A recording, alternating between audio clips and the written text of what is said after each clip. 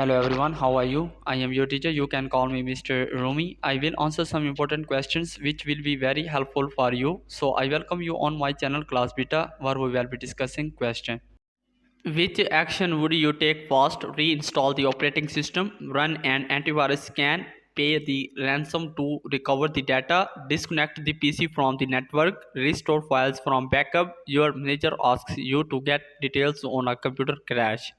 Correct answer is the first action to take in response to a computer crash should be to disconnect the PC from the network to prevent any potential spread of malware or further data corruption. Next, run an antivirus scan to identify and remove any malicious software that may have caused the crash. Following that, attempt to restore files from backup to recover any lost data.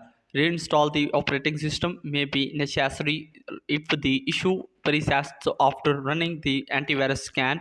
Under no circumstances should you pay the ransom to recover the data, as this only encourages cyber criminals and provides no guarantee of data recovery. So that was our question and answer. If you have any other question, just leave a comment. Thanks for watching the video. For more helpful, subscribe my channel Class Beta so that helpful videos will reach you soon. Bye bye.